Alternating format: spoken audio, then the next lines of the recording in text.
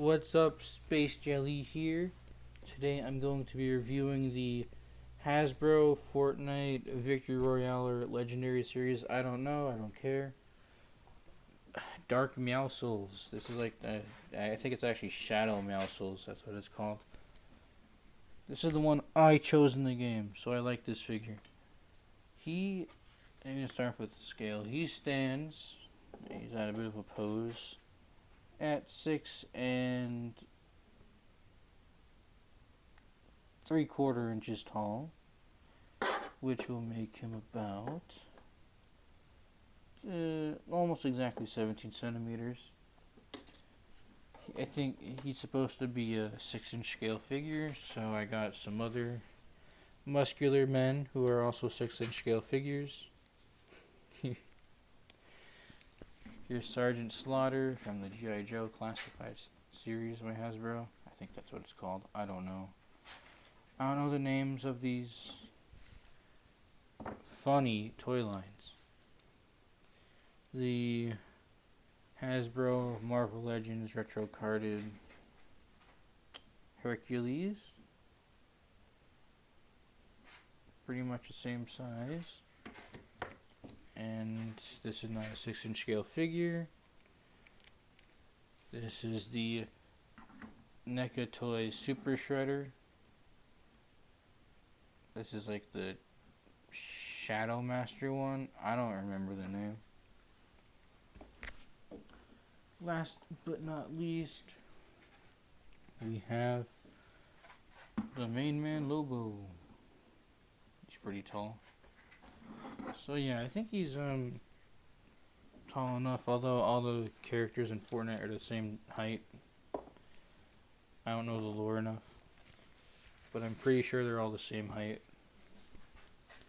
So I want to talk about the accessories though, because he actually does come with quite a lot of them, and I think that this is actually the best part of the figure.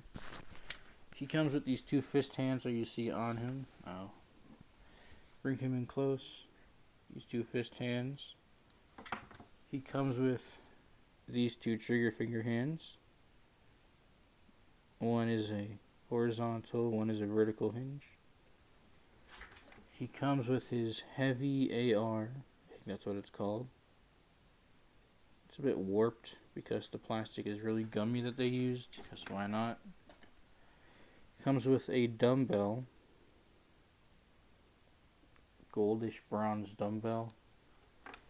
He came with a bench, and the bench has these notches on it so that you can have this gigantic dumbbell, and you can place it on here. It's a little bit warped, but I guess it actually adds to the cartoonish aspect of it. You can put the dumbbell on the rack, and you can do a bench press. He also came with these guns that are removable. They both are. They're based on the guns that he has in this particular style in his holsters. So I think that this accessory set is really good. So I'll give it like a... You could come with extra guns, but I like the weights, so he's getting a 10 out of 10. So aesthetics wise, he is pretty hard to see. I'll try to get that out of here. Maybe it'll work a bit more. I'll put some light on him. He is not completely dark black. He's more gray. And for Hasbro toys, pretty good too. He has decent paint on the face. This is exactly how he looks in the game. He even has that earpiece. That's pretty cool to me. Ears are painted. He does have the scuff on his back. That's not added. That's a plastic scuff. He has scars on him. He has his tattoo.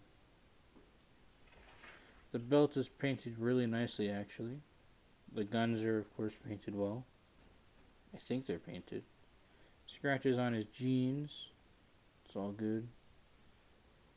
And his shoes are also painted really well. So I think that's actually pretty good. Now we'll do articulation. Alright. Articulation. He has a double ball peg in the neck. But I did want to show you something. Even though he looks like he has okay range, he doesn't really.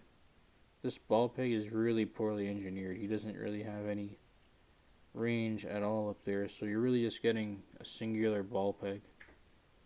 You can see it's mostly because the head has been hollowed out more, so you can get more range. Shoulders have a butterfly joint. They go backwards and forwards pretty well. Full rotation. Shoulder goes up, goes down. I already said that. Bicep swivel. Double jointed elbows, and the elbows are pretty ugly. You can see here there's like points at the sides and completely flat cutouts, but that's what's going to happen when you have pinless joints. So unless you engineer it properly like you're supposed to, or they're supposed to. Hit wrist hinge in and out.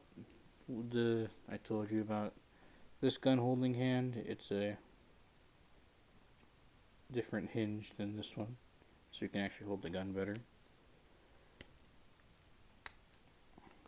He has a pretty nice sculpt. He crunches forward. Now you're probably seeing something like you're seeing a problem here. The ab crunch is really ugly. It sticks up through his back. It sticks up through his stomach, but he does get a lot of range.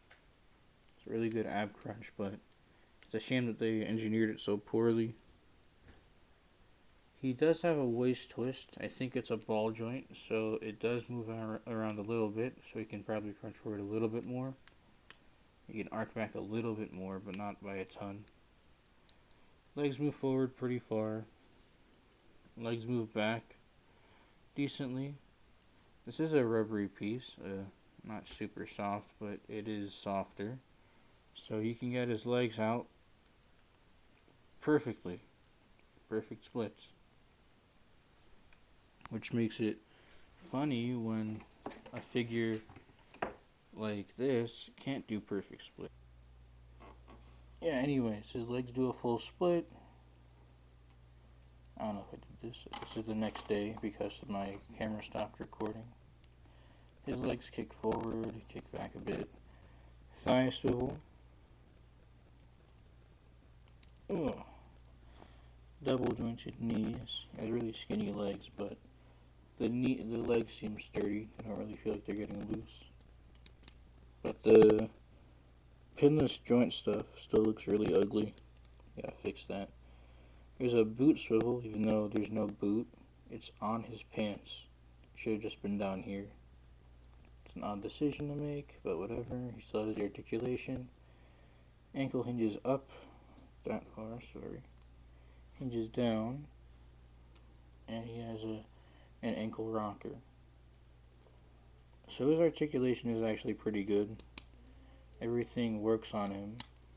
The only thing that's really a problem is the torso articulation looking really ugly, but people, I guess, can look past that. My main issue is the pinless joints being really ugly, and the torso joint, and also the head joint, but it's not too bad. He has all the articulation you'd really need on him. So I guess I'd give his articulation like a 7. All the points of articulation are there. It's just that they're not all executed the absolute best. So, final verdict. I primarily got this figure as a way to have a full, like a bench press set with my action figures, and obviously you can use all the parts for other action figures. And I also got him on discount. He's around like $30 or $40, I think. But I think I got him for like 20. So if you can find him for 20 or a little over $20, then he's definitely a good buy. So I'd give him a rating of 8 out of 10. I think I'm good. Like, yeah, 8 out of 10 is a pretty good rating for him. He does have his faults, but he does look exactly like what you would expect. He looks like the game character. And he comes with a full set of accessories that are actually decently done. So, yeah, thanks for watching, liking, commenting, subscribing. Make sure you check out the links in our bio of the YouTube channel and check out our Patreon too. We're gonna be setting that up soon. I think we have a few things set up already, but we're still figuring it out. So, yeah, see ya.